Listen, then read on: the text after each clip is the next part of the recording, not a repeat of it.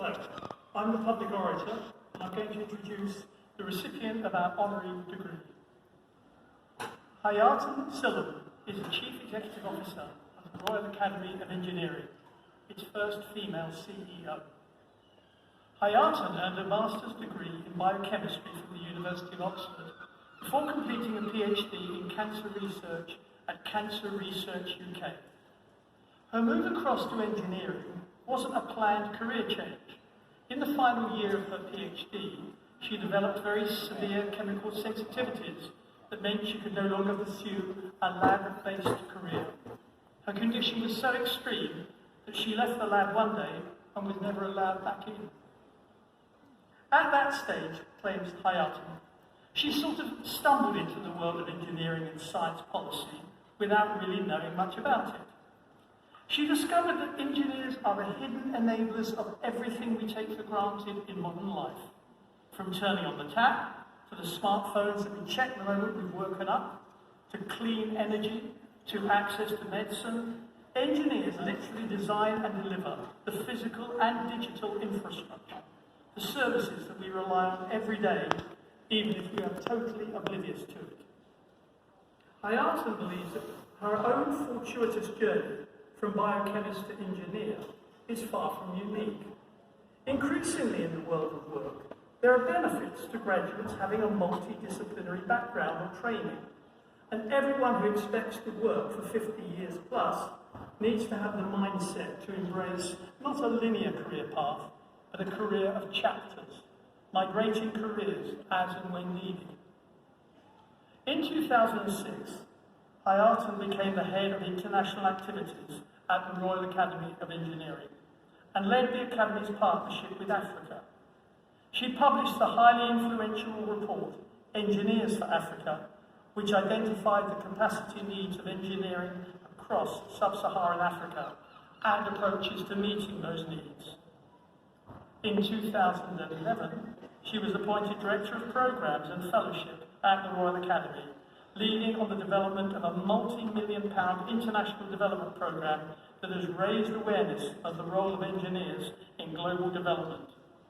She also co-founded the Academy's Enterprise Hub, which has enabled around 2,050,000 hub member companies to create approximately 3,000 new jobs and attract around £450 million in additional funding. In January 2018, Hayaatun was appointed CEO of the Academy. She championed the government's Year of Engineering, a campaign that addressed the shortage of young people applying for engineering courses and employment, working with partners right across the industry to increase diversity among the UK's engineering workforce. She has overseen the This is Engineering social media campaign, which, as she explains, aims to reposition engineering in the minds of young people and those who influence them by challenging the really narrow, outdated stereotypes centred, sadly, often around a man in a hard hat and high-vis jacket. Hayaatun adds, we love personal protective equipment engineering, but of course it's a very reductive view of who engineers are and what they do that simply doesn't appeal to enough people. And it doesn't reflect the sheer diversity of modern engineering careers.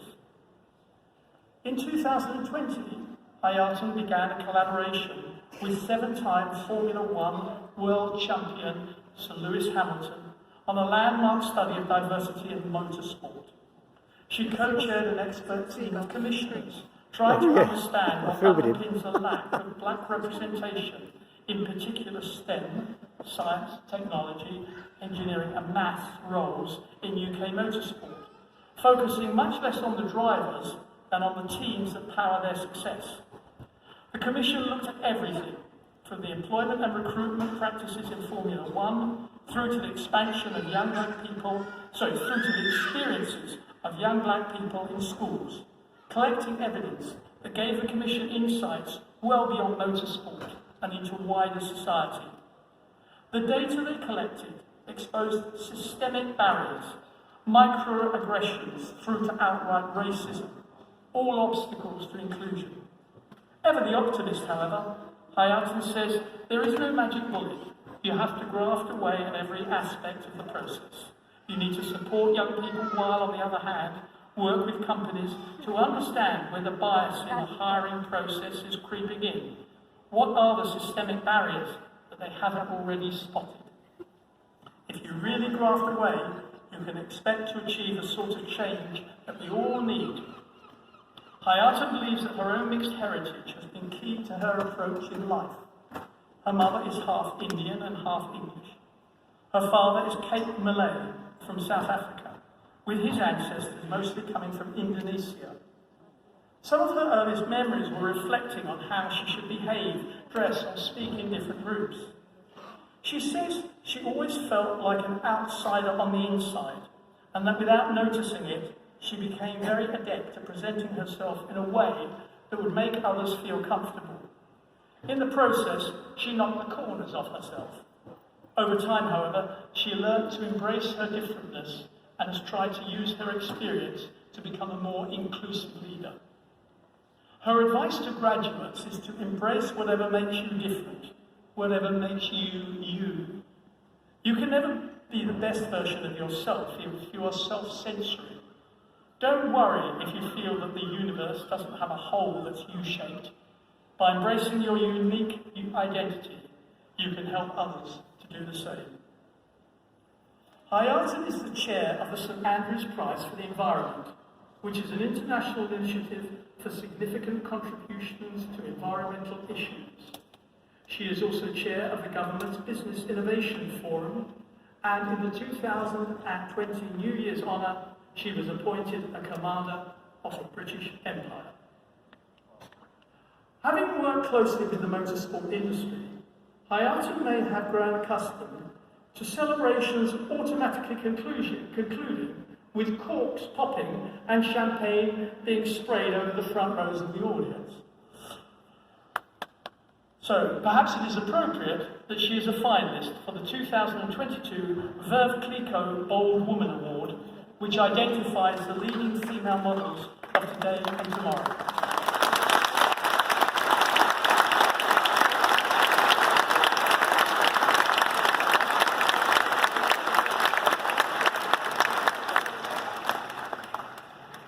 Hayaatun has been instrumental in promoting how engineering can drive international development. Her personal contribution as a champion of diversity, inclusion and empowerment harmonises with our university's own commitment to equality, diversity and inclusivity. Pro-Chancellor, I have the honour to present Hayaatun Sillem as eminently worthy of the degree of Doctor of Science, honoris causa.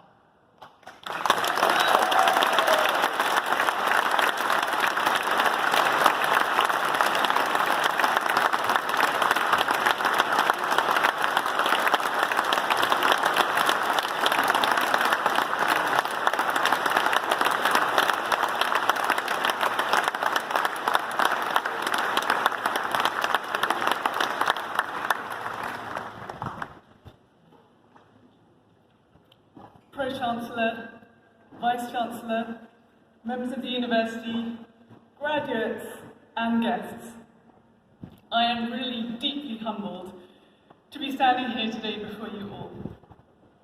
My father grew up in apartheid South Africa.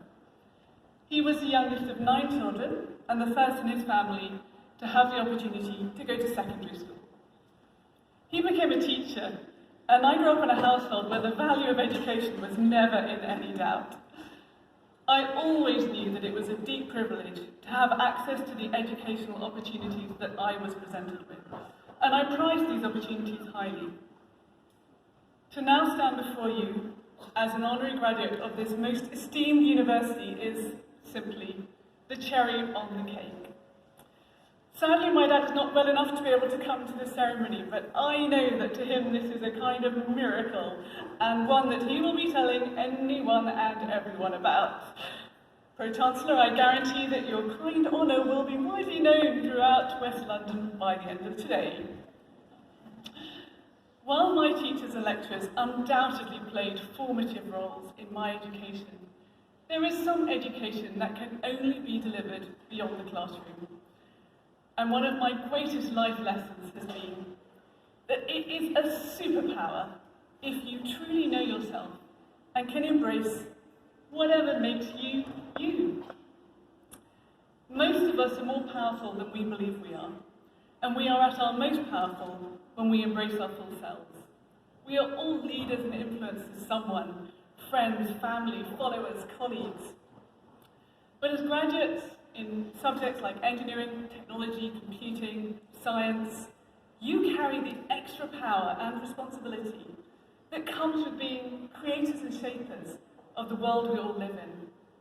You have already built skills and knowledge that can literally change our digital and physical world.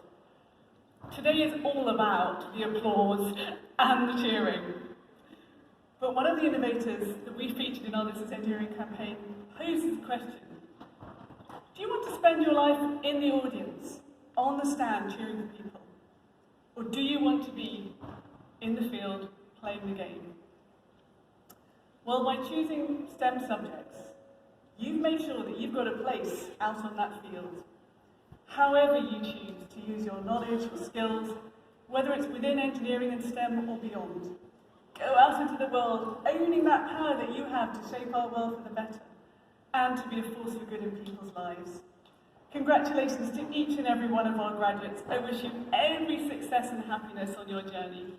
And along the way, I hope that you will embrace whatever makes you different, whatever makes you you, and help others to do the same. Thank you so much.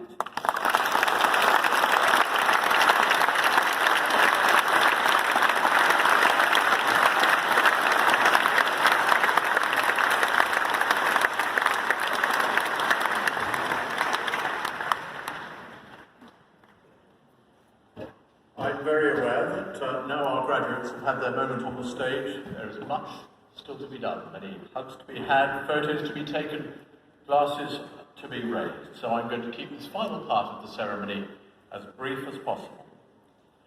First though, graduates, I think we should take a minute or two to thank the people who were there for you along the way. Your family, your friends, your tutors, your communities, some of whom will be here today.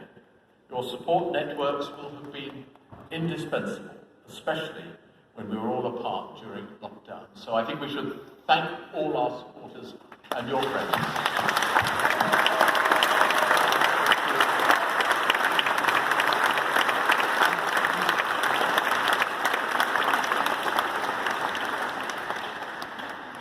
Let me add to this by saying a big thank you, graduates. Thank you for your hard work, your dedication, your enthusiasm, your bright ideas, your bright minds. Thank you for all that you will go on to do. You're now part of our extensive alumni community. There are in fact over 250,000 of you spanning 190 countries across the globe. You are a remarkable person within this remarkable collective. You are joining people who are actively working against the climate crisis, fighting for social justice, helping to save lives, and so forth. Our alumni community is absolutely invaluable, so I ask you that you use your place within it as much as possible. Keep learning from people, keep forging connections, and keep in touch. Most importantly, the alumni community is there to support you. You come from Southampton, and so you are never alone in your endeavours. I'd like to leave you with some final words of advice. Take all you have learned during your time with us. Take your determination, take your strength, and take your perseverance. The world has been a tough place these last few years, and for certain, tough times lie ahead.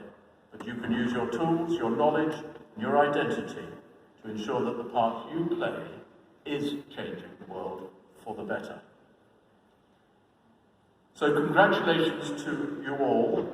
And finally, I'd like to ask our graduates to remain seated and everyone else to stand if you're able to, while we offer a final round of applause to recognise our graduates' achievements and to wish them all a very happy and successful life, whatever that looks like to you. Cheering is much encouraged.